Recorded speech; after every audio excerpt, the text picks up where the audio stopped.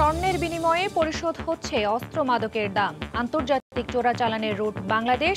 US বাংলার খাবারের গাড়িতে মিলল 7টি বার। স্পট রেজিস্ট্রেশনের সুযোগে টিকা নিতে দুদিনেই শত থেকে হাজারে প্রত্যাশীর সংখ্যা। শিগগিরই দেয়া হবে প্রাথমিক শিক্ষকদের। জ্বর অ্যালার্জিতে ভয় না পাওয়ার পরামর্শ।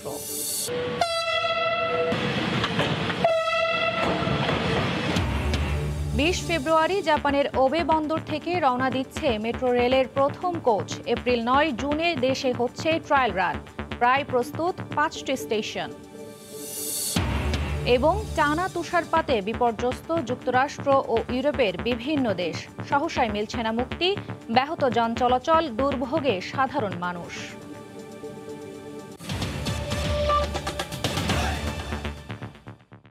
দেখছিলেন শিরোনাম। প্রবাসী সময়ের সঙ্গে আছি আমি খান তাজনীন আহসান। বিমানের খাবার গাড়ির ফুড স্টোরেজের ভেতর বিশেষভাবে লুকিয়ে পাচার হচ্ছে স্বর্ণের বার। আর এগুলো ব্যবহার হচ্ছে অস্ত্র ও মাদকের বিনিময় মূল্য হিসেবে। রাজধানীতে হজরত শাহজালাল আন্তর্জাতিক বিমানবন্দরের ইউএস বাংলা এয়ারলাইন্সের যাত্রীদের খাবার সরবরাহকারী ক্যাটারিং সার্ভিসের গাড়ি থেকে প্রায় 5 কোটি টাকা মূল্যের 7টি স্বর্ণের বার উদ্ধার করেছে শুল্ক, গোয়েন্দা ও তদন্ত অধিদপ্তর। এ ঘটনায় ইউএস বাংলার সন্দেহভাজন 8 জনকে আটক করেছে সংস্থাটি। গোপন খবরে শুল্ক, গোয়েন্দা ও তদন্ত অধিদপ্তর জানতে পারে মঙ্গলবার সকাল 7টায় দুবাই থেকে আসা একটি ফ্লাইটে অবৈধভাবে বিপুল পরিমাণ স্বর্ণ বাংলাদেশে প্রবেশ করবে। সে অনুযায়ী ফ্লাইটটি চিহ্নিত করে ভোর থেকেই হজরত শাহজালাল বিমানবন্দরে অবস্থান নেয় শুল্ক গোয়েন্দার বড় একটি দল।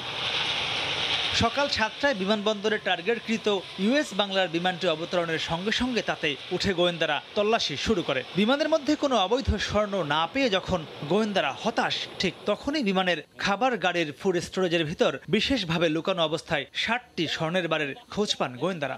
প্রায় 7 কেজি ওজনের এই স্বর্ণের বাজার মূল্য প্রায় 5 কোটি টাকা। স্বর্ণ অলরেডি এয়ারক্রাফট থেকে নামিয়ে কাভার্ড ভ্যানের মধ্যে উঠিয়ে ফেলেছিল। কাভার্ড ভ্যানের যেখানে খাবার রাখে ওই জায়গায় স্বর্ণগুলো খুব সুকৌশলে লুকিয়ে রেখেছিল। ওই সময়ে হাইলিফট কাভার্ড ভ্যানে আর এয়ারক্রাফটের ভিতরে আসা যাওয়া করছে এরকম ইউএস বাংলা এয়ারলাইন্সের কর্মী আমরা 8 জনকে আটক করেছি। হাইলিফট কাভার্ড ভ্যানটাকেও আমরা জব্দ করেছি। এয়ারক্রাফটের ভিতরে এত টাকা মূল্যের স্বর্ণ কেউ দিয়ে দেয়, এটা তো কারো তত্ত্বাবধানে দেয়, কারোর সাথে যোগাযোগ করে দেয়। ক্যারি করার জন্য এই নিম্নপদস্থ কর্মচারীদেরকে ব্যবহার করা হয়। বিচ্ছিন্ন ঘটনা, এগুলোর কোনো স্টাফ যদি মোটিভেটেড হয়, ডিমোটিভেটেড হয় কারোর মাধ্যমে, এখানে আসলে এয়ারলাইন্স কর্তৃপক্ষের আসলে এখানে দায় নেওয়ার কিছু নাই। এটা ইন্ডিভিজুয়াল রেসপন্সিবিলিটি। তদন্তের স্বার্থে আমাদের কোনো সহযোগিতার দরকার পড়ে আমরা সেই কর্তৃপক্ষের পক্ষ থেকে সেই সহযোগিতা করব প্রশাসনকে। ভৌগোলিকভাবে দক্ষিণ এশিয়া এবং দক্ষিণ পূর্ব এশিয়ার চোরা কারবারিরা বাংলাদেশকে রুট হিসেবে ব্যবহার করছে জানিয়ে অধিদপ্তরের মহাপরিচালক জানান, আন্তর্জাতিক অপরাধ চক্র এসব স্বর্ণ দিয়ে অস্ত্র, মাদক ও সন্ত্রাসের মূল্য পরিশোধ করে থাকে। চোরাচালানকৃত স্বর্ণের সাথে অনেক ক্রাইম জড়িত, অনেক ব্ল্যাক ইকোনমি জড়িত। এই স্বর্ণ ব্যবহার করা হয় অস্ত্রের মূল্য পরিশোধ করার জন্য, মাদকের মূল্য পরিশোধ করার জন্য, সন্ত্রাসে অর্থায়ন করার জন্য। সরকারি হিসেবে গেল 5 বছরে শুধু শুল্ক অধিদপ্তরই অবৈধভাবে আকাশপথে আসা প্রায় 1300 কেজি স্বর্ণ উদ্ধার করেছে। মাহমুদ রাকিব, সময় সংবাদ, ঢাকা। করোনা টিকা প্রসঙ্গ। স্পট রেজিস্ট্রেশনের সুযোগ নিতে গণটিকাদানের তৃতীয় দিনে মঙ্গলবার কেন্দ্রে কেন্দ্রে ভিড় করেন সাধারণ মানুষ। রাজধানীর নির্ধারিত হাসপাতালগুলোতে দিনভর ছিল দীর্ঘ লাইন। জাতীয় পরিচয়পত্র ব্যবহারে স্পট রেজিস্ট্রেশনের সুযোগ আগ্রহ বাড়িয়েছে সাধারণ মানুষের। 40 যে কোনো নাগরিকই নিবন্ধন করে নিতে পারছেন টিকা। ভ্যাকসিন নেয়ার পর জ্বর, অ্যালার্জির মতো উপসর্গ দেখা দিলে চিকিৎসকের পরামর্শ নেয়ার আহ্বান বিশেষজ্ঞদের। ঘড়ির কাঁটায় তখনও সকাল 9টা হয়নি। এরই মধ্যে রাজধানীর বঙ্গবন্ধু শেখ মুজিব মেডিকেল বিশ্ববিদ্যালয়ের টিকা কেন্দ্র ভ্যাকসিন প্রত্যাশীদের ভিড়ে জমজমাট। বেলা বাড়ার সঙ্গে সঙ্গে বাড়তে থাকে মানুষ। টিকা নেয়ার বয়সসীমা 55 থেকে কমিয়ে 40 করা হয়েছে সোমবার। সেই সঙ্গে নিশ্চিত করা হয়েছে স্পট রেজিস্ট্রেশনের সুযোগ। ভ্যাকসিন দিয়ে খুব ভালো লাগছে, আমাদের কোনো সমস্যা হয় নাই। আমার হার্টে 2টা রিং পড়া আছে, আমি হাইপারটেনসিভ পেশেন্ট, আমার কোনো অসুবিধা হয় না। টেরিফাই নেই যে আমাকে ইনজেকশনটা পুশ করা হয়েছে। বিশেষজ্ঞরা বলছেন, হালকা জ্বর কিংবা গা ব্যথায় ভয়ের কিছু নেই, তবে অ্যালার্জি হলে নিতে হবে চিকিৎসকের পরামর্শ। প্রাথমিকভাবে সবাইকে রাখা হচ্ছে 30 মিনিটের পর্যবেক্ষণে। যেখানে দেওয়া হয়েছে ওই স্থানে ব্যথা অথবা ফুলে যাওয়া বা লাল হওয়া, একটু জ্বর হওয়া অথবা গায়ে ব্যথা, কারো কারো ক্ষেত্রে ডায়রিয়া। এই হচ্ছে সর্বোচ্চ, এই বিষয়গুলি সাধারণত ঘটে। এদিকে ভিড় বেশি হলেও রেজিস্ট্রেশন থাকলে টিকা নিতে সময় লাগছে না খুব একটা। তবে বিশেষ ক্ষেত্রে করা হচ্ছে স্পট রেজিস্ট্রেশনের ব্যবস্থা। কেউ কেউ রেজিস্ট্রেশন করেনি এবং তারা আমাদের বঙ্গবন্ধু হাসপাতালে এখানেই হচ্ছিল পাওয়ার মতো ক্রাইটেরিয়া অনুযায়ী, এবং তাদেরকে আমরা ইনস্ট্যান্টলি এখানে আমরা করাই দিচ্ছি। আমাদের ক্যাপাসিটি তো 1200, যখন আনকাউন্টেবল যদি চলে আসে তখন তো ভ্যাকসিনের পাওয়ার একটা ব্যাপার আছে, আমার ক্যাপাসিটিও তো সেই পরিমাণ হবে না। প্রথম 2 দিনে টিকা নিয়েছেন প্রায় 80,000 মানুষ, আর এ সময় সুরক্ষা ওয়েবসাইটে নিবন্ধন করেছেন প্রায় 5.5 লাখ টিকা প্রত্যাশী। রাশেদ লিমন, সময় সংবাদ, ঢাকা। এদিকে চলতি মাসের শেষে কোভ্যাক্সের আওতায় অক্সফোর্ডের অ্যাস্ট্রাজেনেকার ভ্যাকসিন সরাসরি যুক্তরাজ্য থেকে আসবে। এ দফায় বিনামূল্যে 1,31,000 ভ্যাকসিন পাবে বাংলাদেশ। গণটিকাদান কর্মসূচির তৃতীয় দিনে ঢাকা মেডিকেলের কেন্দ্র পরিদর্শন করে স্বাস্থ্য সচিব ও স্বাস্থ্য অধিদপ্তরের মহাপরিচালক একথা বলেন। এদিকে সচিবালয় ক্লিনিকে টিকা নিয়ে প্রাথমিক ও গণশিক্ষা প্রতিমন্ত্রী জাকির হোসেন জানান, 1 সপ্তাহের মধ্যে টিকা দেওয়া হবে প্রাথমিক শিক্ষকদের।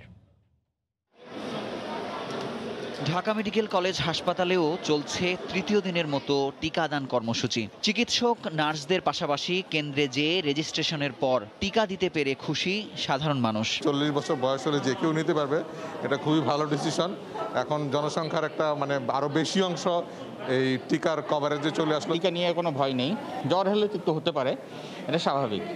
এই ভয়টা কেটে গেলে অনেকেই টিকা নিতে আসবে। মঙ্গলবার দুপুর 1:45টায় ডিএমসির টিকাদান কেন্দ্র পরিদর্শনে আসেন স্বাস্থ্যসেবা বিভাগের সচিব ও স্বাস্থ্য অধিদপ্তরের মহাপরিচালক।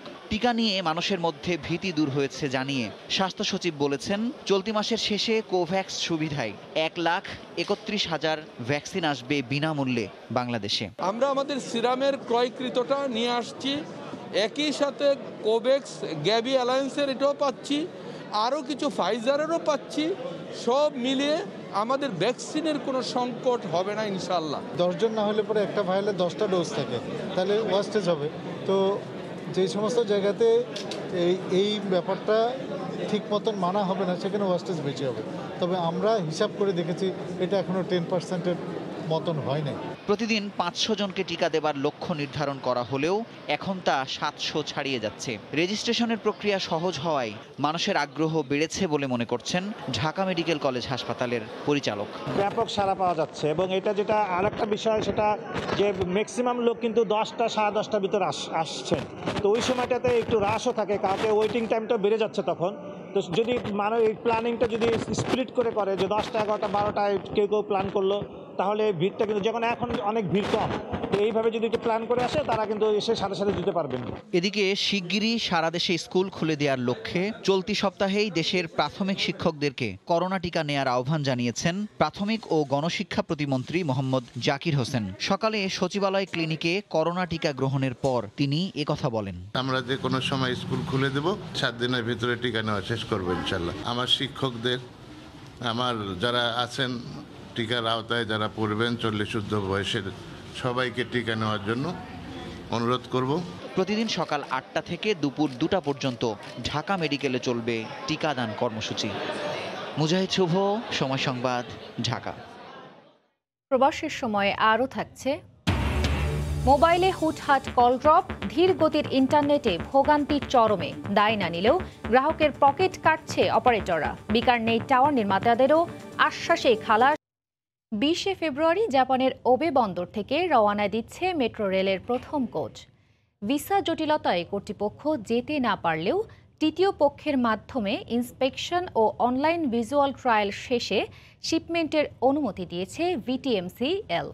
তারা বলেছেন দ্বিতীয় কোচ রওনা দেবে 23 এপ্রিল। সেক্ষেত্রে এপ্রিলের পরিবর্তে জুনে হবে ট্রায়াল রান। রাশেদ লিমনের রিপোর্ট। কথা ছিল জানুয়ারিতে ইন্সপেকশন শেষে জাপান থেকে জাহাজে আনা হবে দেশের প্রথম মেট্রো রেলের কোচ, কিন্তু করোনার কারণে ভিসা জটিলতায় সে দেশে যেতে পারেনি বাংলাদেশের প্রতিনিধি দল। তাই বিকল্প হিসাবে তৃতীয় পক্ষের মাধ্যমে সেরে নেওয়া হয়েছে সেই কাজ। দেশে বসেই ভিজুয়াল ট্রায়াল দেখে দেয়া হয়েছে ছাড়পত্র।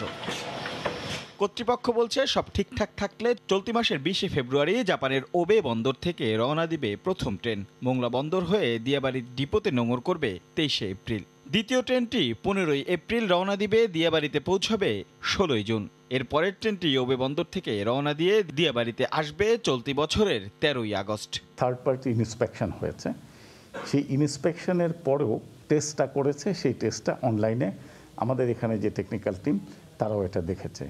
এই দেখার পরে আমরা এখন একটা চূড়ান্ত সিদ্ধান্ত গ্রহণ করেছি। এই জটিলতায় এপ্রিলের পরিবর্তে ট্রায়াল রান শুরু হবে জুনে। সেক্ষেত্রে 5টি স্টেশনেই এই কার্যক্রম বাস্তবায়নের কথা জানিয়েছেন প্রকল্পের ব্যবস্থাপনা পরিচালক। আমাদের এই ট্রেনের চলাচলের জন্য 5টা স্টেশন পর্যন্ত আমরা প্রস্তুত প্রায় করে ফেলেছি, যাতে ট্রেনটা চলাচল করতে কোনো ধরনের অসুবিধা না হয়। প্রথম 1, 2, 3টা স্টেশনের প্ল্যাটফর্মের উপরে যে স্টিল স্ট্রাকচার হওয়ার কথা, সেই স্টিল স্ট্রাকচারও ইতিমধ্যে সম্পন্ন হয়ে গিয়েছে। নির্ধারিত সময়ে কাজ শেষ করতে দিনরাত মিলিয়ে 3 শিফটে চলছে মেট্রো রেলের কাজ। যদিও এখনো পর্যন্ত মেট্রো রেল কর্তৃপক্ষ দাবি করছেন চলতি ডিসেম্বরেই আনুষ্ঠানিক যাত্রা শুরু করবে মেট্রো রেল। তবে করোনার ধাক্কায় কাজ যতখানি পিছিয়েছে সেটি সামলে নিতে হয়তো আরও 6 মাস এই মেয়াদ বাড়তে পারে বলেই মনে করছেন সংশ্লিষ্টরা। রাশেদ লিমন, সময় সংবাদ, ঢাকা। এবার রিয়েল এস্টেট ব্যবসার আড়ালে প্রতারণা। 2 বছরে গচ্ছিত টাকা দ্বিগুণ হওয়ার লোভ দেখিয়ে একটি চক্র হাতিয়ে নিয়েছে 57 কোটি টাকা। সেই চক্রের 6 জনকে গ্রেফতার করেছে সিআইডি। শাতিলা শারমিনের রিপোর্ট।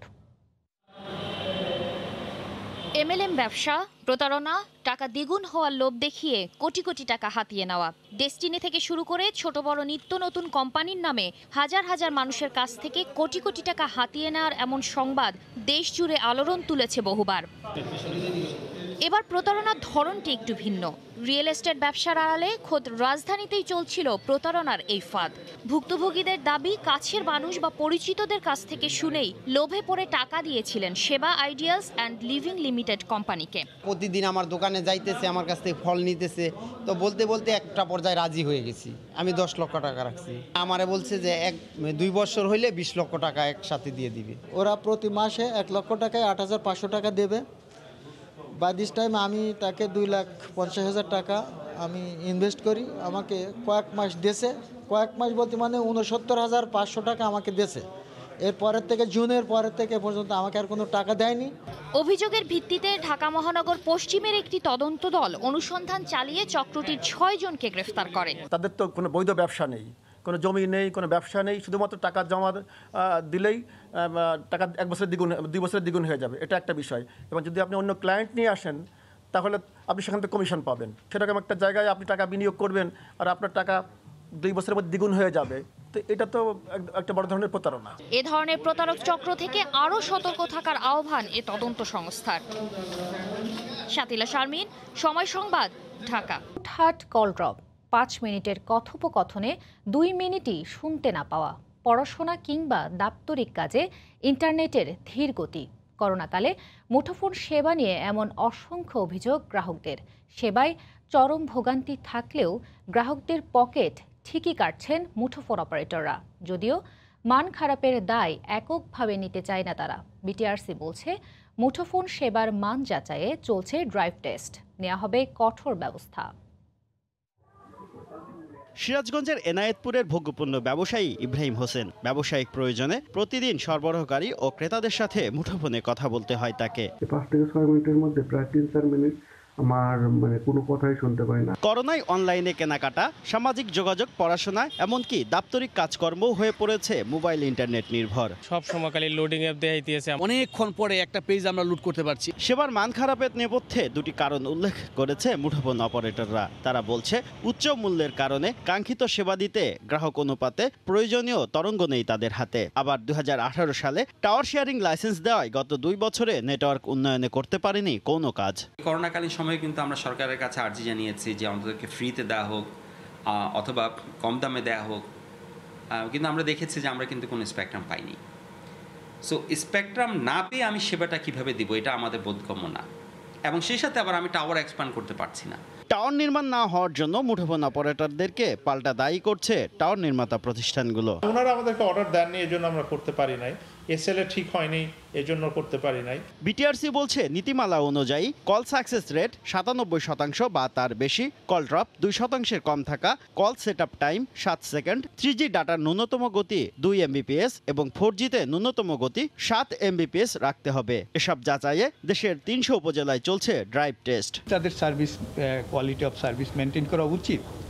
সেখানে যদি কোনো ব্যত্যয় হয় তাহলে বিটিআরসি যে নীতিমালা দ্বারা পরিচালিত কোয়ালিটি অফ সার্ভিস রেগুলেশন যেটা, তো সেক্ষেত্রে সেইভাবেই বিটিআরসি অ্যাকশন। আগামী জুন মাসের মধ্যে ড্রাইভ টেস্টের কাজ শেষ হবে বলে আশা করছে বিটিআরসি। শুভ খান, সময় সংবাদ, ঢাকা। রোহিঙ্গা সংকট সমাধানে বাংলাদেশের পাশে থাকবে মালদ্বীপ। 4 দিনের সফরে ঢাকায় এসে দেশটির পররাষ্ট্রমন্ত্রী আব্দুল্লাহ শহীদ বলেন, আন্তর্জাতিক আদালতে এ নিয়ে মামলা করা গাম্বিয়াকে পূর্ণ সমর্থন দেবে তার দেশ। মঙ্গলবার সকালে তিনি দ্বিপক্ষীয় বৈঠক করেন পররাষ্ট্রমন্ত্রী ডক্টর একে আব্দুল মোমেনের সঙ্গে। বৈঠক শেষে যৌথ সংবাদ সম্মেলনে পররাষ্ট্রমন্ত্রী বলেন, টিকা কার্যক্রম চালাতে বাংলাদেশ থেকে নার্স চেয়েছে মালদ্বীপ। স্বাধীনতার সুবর্ণ জয়ন্তী ও মুজিব শতবর্ষের আনুষ্ঠানিকতায় যোগ দিতে আসছে মার্চে ঢাকায় আসবেন মালদ্বীপের প্রেসিডেন্ট ইব্রাহিম মোহাম্মদ সলিহ। তার সফরের আগের মাসেই বাংলাদেশের পররাষ্ট্রমন্ত্রীর আমন্ত্রণে 4 দিনের জন্য ঢাকায় এসেছেন দেশটির পররাষ্ট্রমন্ত্রী আব্দুল্লাহ শহীদ। মঙ্গলবার সকালে রাষ্ট্রীয় অতিথি ভবন পদ্মায় 2 পররাষ্ট্রমন্ত্রী আনুষ্ঠানিক বৈঠকে বসেন। এ সময় মানব সম্পদ ব্যবস্থাপনা, জলবায়ু ইস্যু, রোহিঙ্গা সংকট, পর্যটন ও ব্যবসা বাণিজ্য সংক্রান্ত বিভিন্ন আঞ্চলিক ও আন্তর্জাতিক ইস্যুতে আলোচনা করেন তারা। পরে যৌথ সংবাদ সম্মেলন করেন 2 পররাষ্ট্রমন্ত্রী। মালদ্বীপের পররাষ্ট্রমন্ত্রী আলোচনা সফল হয়েছে জানিয়ে রোহিঙ্গা ইস্যুতে বাংলাদেশের পাশে থাকার কথা জানান আবারও। We exchanged views on exploring new avenues of cooperation. I reiterated the support of Maldives to Bangladesh on the issue of Rohingya refugees. And together with the government of Gambia, we seek accountability for the acts of genocide committed against the Rohingya people. এ সময় doctor একে মোমেন জানান, করোনার vaccination চালাতে বাংলাদেশ থেকে কিছু nurse চেয়েছে মালদ্বীপ। The Maldives president declare করেছেন, any workers in Maldives, foreigners including, everyone will get free vaccination in Maldives. আমরা সেখানে উইল সেন্ড সাম নার্সেস। এছাড়া পররাষ্ট্রমন্ত্রীদের বৈঠকে 2 দেশের ফরেন সার্ভিস একাডেমির মধ্যে এবং মানব সম্পদ প্রেরণ সংক্রান্ত 2টি সমঝোতা স্মারক সই করা হয়। শিপিং লাইন হয় তাহলে যোগাযোগটা বাড়বে। দেবাশিস রায়, সময় সংবাদ, ঢাকা। বাসের সময় টানা কয়েকদিনের তুষারপাতে বিপর্যস্ত যুক্তরাষ্ট্র ও ইউরোপের বিভিন্ন দেশ। রাস্তাঘাট বরফে ঢেকে যাওয়ায় ব্যাহত হচ্ছে যান চলাচল। রেল চলাচল বন্ধ সহ স্থগিত করা হয়েছে বিমান চলাচল। এতে চরম দুর্ভোগে পড়েছেন স্থানীয়রা। তুষারপাতে নাকাল যুক্তরাষ্ট্রবাসীর জন্য আপাতত কোনো সুখবর নেই। আবহাওয়া অধিদপ্তর বলছে, মঙ্গলবার নাগাদ যুক্তরাষ্ট্রের অন্তত 3টি প্রদেশে তুষারপাত আগের চেয়ে 7.6 সেন্টিমিটার বাড়তে পারে। এরই মধ্যে ইন্ডিয়ানার পূর্ব, মধ্য ও দক্ষিণাঞ্চল, উত্তর কেন্টাকি ও ওহাইওর মধ্য ও পশ্চিমাঞ্চলে সতর্কতা জারি করা হয়েছে। ভারী তুষারপাতে রাস্তাঘাট পিচ্ছিল, ব্যাহত হচ্ছে যান চলাচল। পণ্যবাহী ট্রাকগুলো ঝুঁকি নিয়ে চলছে। ইউরোপেও পরিস্থিতির ভয়াবহ অবনতি হয়েছে। চেক প্রজাতন্ত্রের প্রাগে সূর্যোদয়ের আগে থেকেই শুরু হয়ে যায় তুষারপাত। রাস্তাঘাটে কোনো ধরনের যানবাহন চোখে পড়ছে না। তবে এর মধ্যে উৎসুক অনেকেই ঘরের আঙিনায় ছবি তুলে বরফে স্কি করার মাধ্যমে উপভোগ করছেন এই সময়টা। ইউরোপের আরেক দেশ বেলজিয়ামের রাজধানী ব্রাসেলসও তুষারপাতের কবলে পড়েছে। এমনকি রাজপ্রাসাদ সহ স্মৃতিস্তম্ভগুলোও বরফে ঢেকে গেছে। ইউরোপের মধ্য ও উত্তরাঞ্চলে তাপমাত্রা কমে যাওয়ায় বেড়েছে শীতের প্রকোপ। নেদারল্যান্ডসে ধুলাবালির মতো বরফ বাতাসে ভাসছে। পরিস্থিতির অবনতি হওয়ায় দেশটির প্রায় 12টি বিমান চলাচল স্থগিত করা হয়েছে। বন্ধ করে দেওয়া হয়েছে দূরপাল্লার রেল যোগাযোগ। প্রয়োজন ছাড়া কাউকে বাইরে বের না হতে পরামর্শ দিয়েছেন আবহাওয়া অধিদপ্তর। জান্নাতুল সাদিয়া, সময় সংবাদ। উত্তর মেরু থেকে আসা তুষারঝড়টি আপাতত থেমে গেলেও ভারী তুষারপাত ও হাড় কাঁপানো ঠান্ডায় স্থবির জার্মানির বিভিন্ন অঙ্গরাজ্য। দূরপাল্লার সড়ক ও প্রতিবেশী দেশগুলোর সীমান্তে 20 থেকে 40 সেন্টিমিটার তুষারে আটকা পড়েছে মালবাহী কয়েকশো লরি। বার্লিন থেকে বিস্তারিত জানাচ্ছেন সহকর্মী বিটু বড়ুয়া। একে তো করোনা, তার উপর ভারী তুষারপাত, এক কথায় স্থবির জনজীবন। জার্মানি জুড়ে গত 72 ঘন্টার অব্যাহত ভারী তুষারপাতে অচল অবস্থা এখনো কাটেনি। সচল হয়নি বেশ কটি অঙ্গরাজ্যের সাথে বন্ধ হয়ে যাওয়া রেল ও সড়ক যোগাযোগ। শুধুমাত্র সোমবারই 30 থেকে 40 সেন্টিমিটার নতুন তুষারপাতে আটকে গেছে কয়েকশো মালবাহী ট্রাক। দুর্ঘটনা এড়াতে পারেনি আরো কয়েকশো যানবাহন। এরই সাথে সারা দেশের উপর শৈত্যপ্রবাহ বয়ে যাবে বলছে দেশটির আবহাওয়া অধিদপ্তর। এই অবস্থায় সব রকমের বিপর্যয় থেকে সাধারণ নাগরিকদের রক্ষায় জোরদার করা হয়েছে শীতকালীন সহায়তা টিম।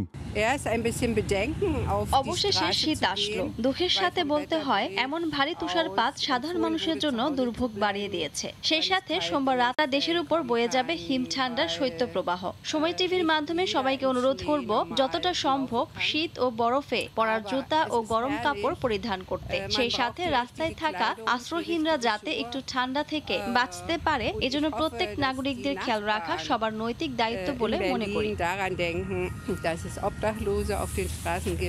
এদিকে জার্মানি ছাড়াও ইউরোপের অন্যান্য দেশে ভারী তুষারপাত বিশ্বের জলবায়ু পরিবর্তন ও উষ্ণতাকে রুখতে দারুণ ভূমিকা রাখবে বলছেন পরিবেশবিদরা। 10 বছর আগে এমন তুষারপাত দেখেছিলাম। সত্যি বলতে কি, জলবায়ু পরিবর্তন ও বিশ্বের উষ্ণতা বৃদ্ধির বড় কারণ প্রকৃতির উপর ক্রমাগত অত্যাচার। এই তুষারপাতের ফলে প্রকৃতি তার অধিকার ফিরে পাচ্ছে। দেখতে ভালোই লাগছে। এদিকে জার্মান আবহাওয়া অধিদপ্তরের পূর্বাভাস অনুযায়ী আগামী কয়েকটি দিন তাপমাত্রা নেমে আসতে পারে কমপক্ষে -25 ডিগ্রি সেলসিয়াসে। ইউরোপের অন্যান্য দেশের মতো জার্মানিতেও ভারী তুষারপাতের ফলে যানবাহনগুলো যেমন চলতে অসুবিধা হচ্ছে, তেমনি বড়সড় বিড়ম্বনায় পড়ছেন সাধারণ নাগরিকরা। তাই এই মুহূর্ত থেকে সবাইকে নিরাপদ আশ্রয়ে থাকার পরামর্শ জার্মান দুর্যোগ ব্যবস্থাপনা সংস্থাগুলোর। জার্মানির বার্লিন থেকে বিটু বড়ুয়া, সময়। দেখছেন প্রবাসের সময়।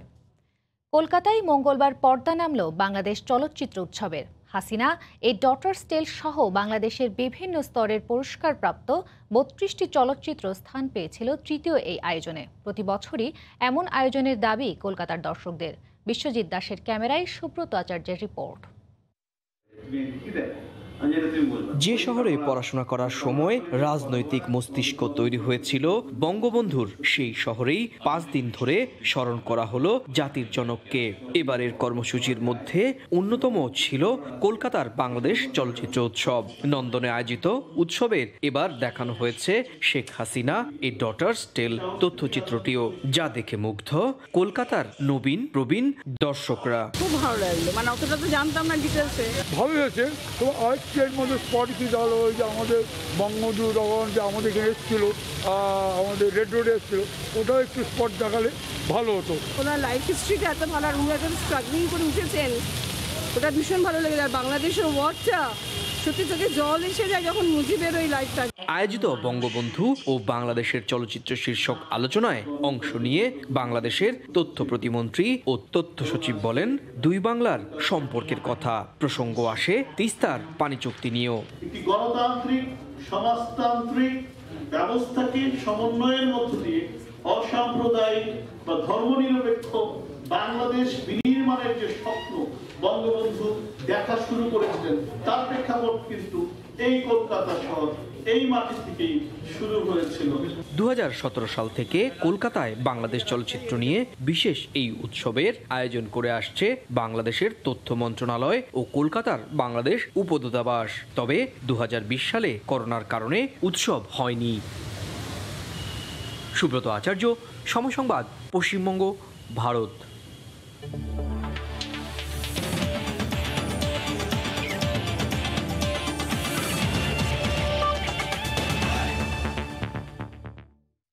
সাকিব না থাকায় চট্টগ্রামের পর ঢাকা টেস্টেও কঠিন চ্যালেঞ্জের মুখে পড়বে বাংলাদেশ। সেক্ষেত্রে ফল নিজেদের পক্ষে আনতে হলে দায়িত্ব নিতে হবে তরুণদের। তবে একটা দল হয়ে খেললে আর ভুল শোধরাতে পারলে জয় সম্ভব বলে মনে করেন অলরাউন্ডার মেহেদী হাসান মিরাজ। চট্টগ্রামে সেঞ্চুরি পাওয়ায় সামনে নিজের ব্যাটিংয়ে আরও মনোযোগী হতে চান মিরাজ। এদিকে ঢাকা টেস্টের দলে সাকিব আল হাসানের পরিবর্তে ডাকা হয়েছে অলরাউন্ডার সৌম্য সরকারকে। চট্টগ্রামের উইকেট বড় ধাঁধা হয়ে থাকলো বাংলাদেশের জন্য। শেষ দিনে যার উত্তর খুঁজে পায়নি স্বাগতিক বোলাররা, তাই ঢাকা টেস্টের আগে মাঠে গিয়েই সরাসরি উইকেট পরিদর্শনে কোচ রাসেল ডমিঙ্গো। অনুশীলনে নামার আগে ড্রেসিং রুমে হয় দীর্ঘ মিটিং। সিরিজ বাঁচাতে হবে যে কোনো মূল্যে। সাকিব না থাকায় কাজটা কিছুটা হলেও কঠিন হবে।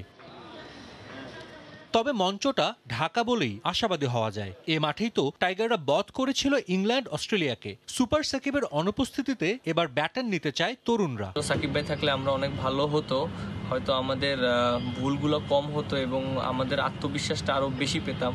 বাট যেহেতু সে নাই, বাট আমরা মনে করি আমাদের স্পিনারদের দায়িত্ব নিতে হবে। আমি আছি, তাইজুল ভাই আছে, নাইম আছে। ঢাকা টেস্টের দলে সাকিবের জায়গায় ডাক পেয়েছেন সৌম্য সরকার। একাদশে পরিবর্তন আসতে পারে আরও একটা। বড় আশা নিয়ে নাজমুল শান্তকে দলে রাখলেও টিম ম্যানেজমেন্ট এখন ধৈর্যহারা। ওয়ানডে সিরিজে 38 আর প্রথম টেস্টে 25 রান করা শান্তর জায়গায় দেখা যেতে পারে মিঠুনকে। তবে দলে কে আসছে তা নিয়ে ভাবনা রেখে মিরাজের লক্ষ্য নিজেদের পারফরমেন্সে উন্নতি আনা। এখানে প্রত্যাশা অবশ্যই থাকবে ভালো করার, কারণ হয়তো ওরা একটা ম্যাচ জিতেছে, আমরা যদি এখানে ভালো করতে পারি, ম্যাচ জিততে পারি, তাহলে হয়তো আমরা খুব ভালো মতন স্ট্রংলি কামব্যাক করতে পারবো। দল হেরে যাওয়ায় চট্টগ্রাম টেস্টে ব্যাটে বলে দুর্দান্ত খেলেও আড়ালেই থেকে গেছেন মিরাজ। এতদিন বল হাতে দলকে সার্ভিস দিয়ে যাওয়া মিরাজ নিজের ব্যাটিং সামর্থ্যের স্বাক্ষর রেখেছেন। আপাতত নিজের ব্যাটিং অর্ডার নিয়ে না ভেবে ধারাবাহিকতা ধরে রাখতে চান এই অলরাউন্ডার। 4-5 বছর পর যদি আমার সুযোগ আসতেও পারে, হয়তো সেই সময় আমাকে নিজেকে মেন্টালি স্ট্রং করে আমি হয়তো উপরে ব্যাটিং করতেও পারবো ইনশাআল্লাহ। বাট আমি মনে করি তার জন্য আমাকে অনেক পরিশ্রম করতে হবে, অনেক হার্ডওয়ার্ক করতে হবে, নিজের ব্যাটিংকে প্রতিনিয়ত ঝালাই করতে হবে এবং প্রতিনিয়ত আমাকে চ্যালেঞ্জ নিয়ে এবং ইমপ্রুভমেন্ট করতে হবে। দলে ডাক পাওয়া সৌম্য সোমবার রাতেই করোনা টেস্ট করে টিম হোটেলে উঠেছেন। টেস্ট দলের বাইরে থাকলেও ব্যক্তিগত অনুশীলনে ছিলেন এই অলরাউন্ডার। সবশেষ 2019 সালের অক্টোবরে আফগানিস্তানের বিপক্ষে টেস্ট খেলেছিলেন সৌম্য।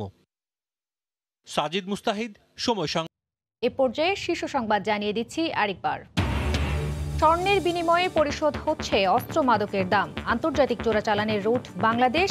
ইউএস বাংলার খাবারের গাড়িতে মিলল 7টি বার। স্পট রেজিস্ট্রেশনের সুযোগে টিকা নিতে দুদিনেই 100 থেকে 1000 প্রত্যাশীর সংখ্যা। শিগগিরই দেয়া হবে প্রাথমিক শিক্ষকদের। জ্বর অ্যালার্জিতে ভয় না পাওয়ার পরামর্শ।